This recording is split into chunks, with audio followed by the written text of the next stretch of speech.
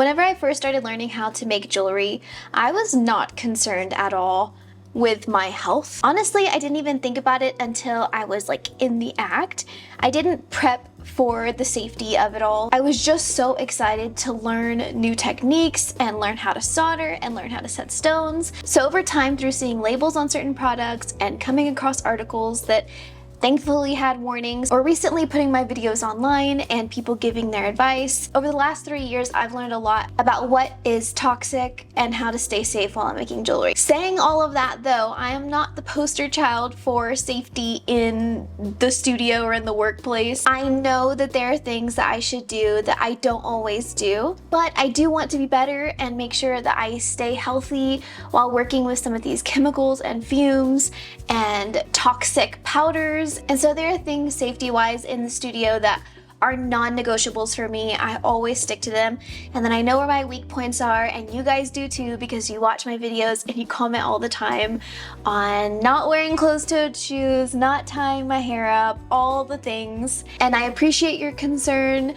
I want you to be better than me. If you're new to this, start better habits so that you don't end up like me with these bad habits. Let me tell you all the things that you should do that I don't always do. It's like the saying that our moms always said, do as I say, not as I do. So pretty much the same thing, but I really am going to try and be better. One of the things that helps me is by buying tools that has that health conscious thought built into the tool. And so this video is sponsored by Pepe Tools, and I will get to the tool later that they sent me. I'm very excited about it because this is one of my pain points, one of the things I don't do that I should be doing, and this is gonna help me a lot, and maybe it could help you as well. So let's get started on the first one. This is the one that I get asked the most questions about from people, about soldering and the fumes and how to mitigate the fumes when working from home. You know, people have families in other rooms and they don't want to have those fumes floating around everywhere. So you have a few options when it comes to soldering fumes. I do have a respirator, and I know that's probably like the best method of making sure that you're not inhaling these fumes. I tried to be better about wearing my mask, but I get very claustrophobic wearing something tight on my face and something that makes it harder to breathe. So I knew that about myself, so I bought this. I got it on Amazon, and it's a fume extractor. You plug it in and it has this carbon filter, and you just put it really close to your work and turn it on before you start soldering. And while you're soldering, you'll see it sucking up the fumes and spitting out clean air. I never use this on its own. If I'm soldering, I'm gonna open windows on both sides of the room and use this as well. If you don't mind wearing a mask, get yourself a respirator on Amazon. They're super cheap. Any respirator that's for painting or sanding or, you know, anything that has these really tight filters is what you want with the face, like the full face mask. Having something like a cloth face mask like the ones that everyone wore during COVID, that is not good enough for soldering fumes. You're gonna want something that's like airtight if you want to have like full protection. They do make more industrial size fume extractors that have a hose that come right up to your work that probably work a lot better than this, but this does work, and it is on the affordable side of things. The most toxic thing about soldering is the borax flux. I used to use a borax cone. So the borax is what is harmful to your lungs. It can cause coughing, tightness of breath, just all sorts of lung issues over time. That's not gonna happen with onesie twosies, and I think that's where my bad habits came from, because I would just be soldering 1 or 2 rings, and I was, in my head, I thought, oh, this is gonna be really quick, you know? And so I did develop those bad habits of not wearing my mask, and that's why I got this filter. But the borax flux, and really any kind of flux, is going to be harmful to inhale, so you're going to want to have some kind of protection. So number 2 is for sanding and polishing. This is probably the one that has the most bullet points for it, because not only do you have the dust that's flying up in the air, but you have the compounds that are flying in the air, the silver that is getting in your lungs. You need eye protection, tying back your hair so you don't get your flex shaft stuck in your hair. The flex shaft in the hair is something you guys call me out on on all the time because I don't typically tie my hair back. And when I'm sanding and polishing, it's usually pretty quick. And so I don't keep a hair tie near me to just pull it back, although I should. So we're adding hair tie to the list. 1000% you should be wearing glasses, just any sort of full eye protection glasses. I've been hit in the forehead before. I've been hit in the cheek. Thank God I've never been hit in the eye, but honestly, it's only a matter of time for all of those times that I've said, "This will be fast, I'm just doing this one." It only takes 2 seconds for something to fly back at you and hit you in the eye for you to regret it. So you're gonna need some eye protection. As for the silver dust in the compound, when you're sanding and polishing, you're gonna see all of that silver floating in the air. All of that is getting in your lungs. So you really should be wearing some sort of mask. You don't need anything as crazy as a respirator, but you do need a good mask. I also have my pink mask. So for sanding and polishing, I used to wear this pink mask. I got it on Amazon again, and I'll have it listed below. Pretty cheap. I think it was maybe $14, maybe a little less.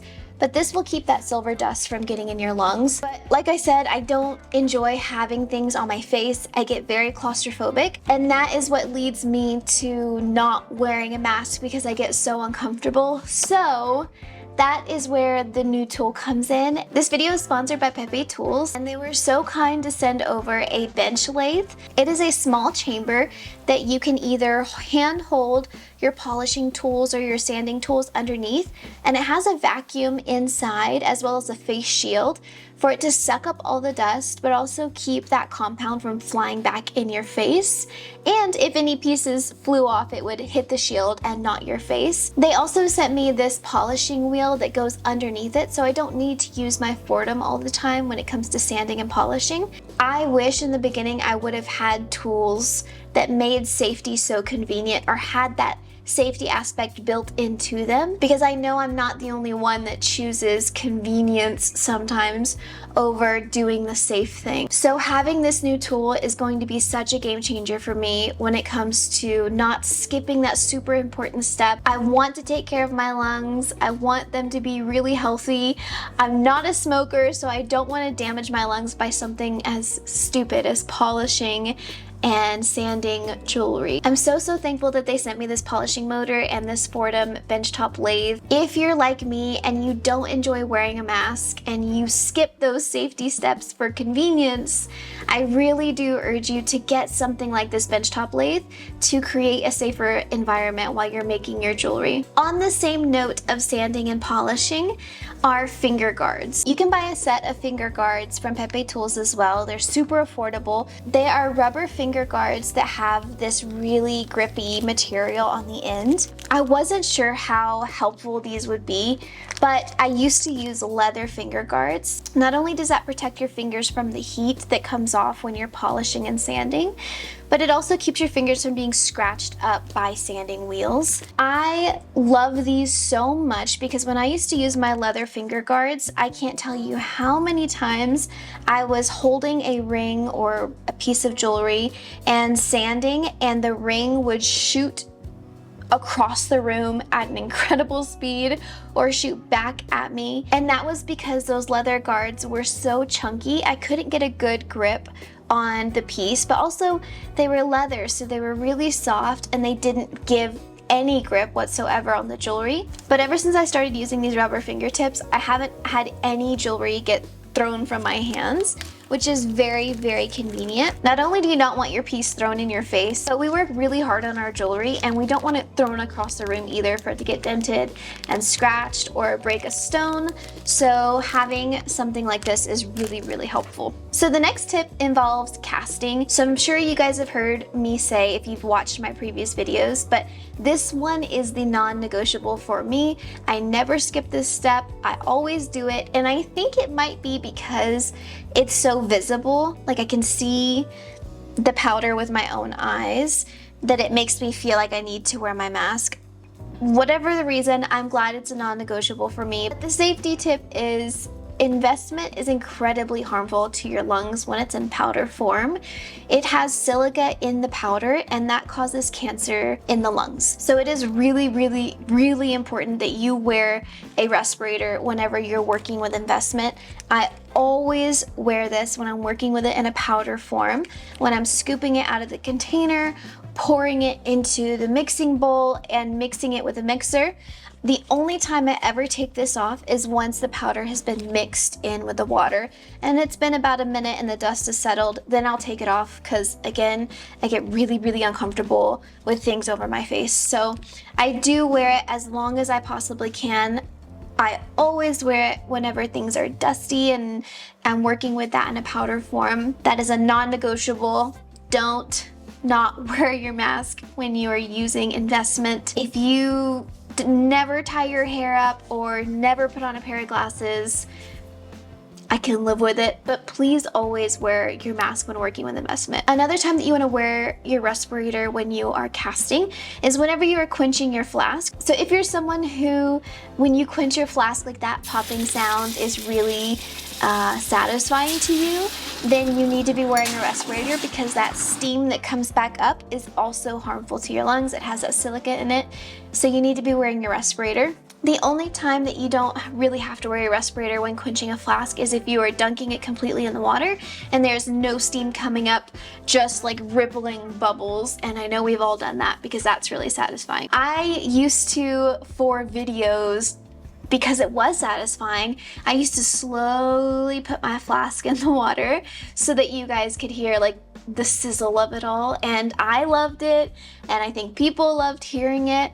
And thankfully, a kind stranger on the internet said, hey, you need to be wearing your mask when you're doing that. So I did learn my lesson. I no longer do that. So definitely wear your respirator if you enjoy that satisfying sizzle. The last safety tip that I have for you guys is about casting and the actual action of casting, what you should be wearing. When you are pouring your hot molten metal, you'll want to be wearing some kind of fire protective apron.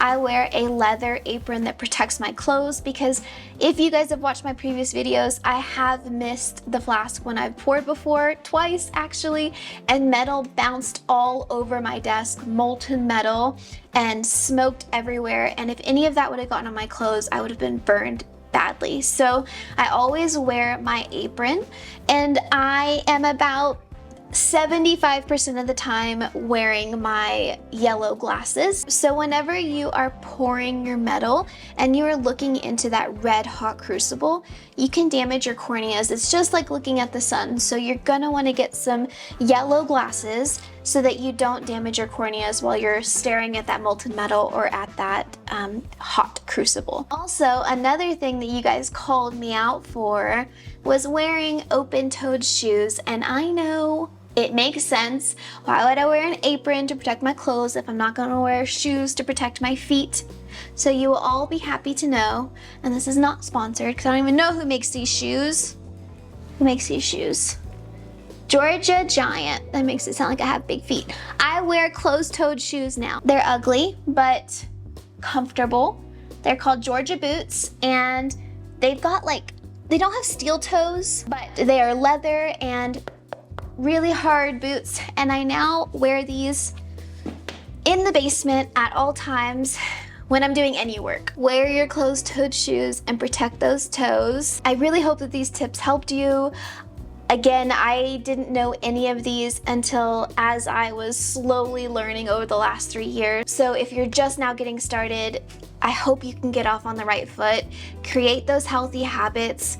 When you can, buy tools that have that health conscious factor built into it. And if there's anything that I missed, because I'm sure that there is, please leave it in the comments. Let's all be a little bit better together. If you liked this video and you found it helpful, please like and subscribe. It helps the YouTube algorithm know that this is a good video and a valuable video, and it really helps out my channel. So I hope you have a good day, and I will see you in the next video. Bye guys.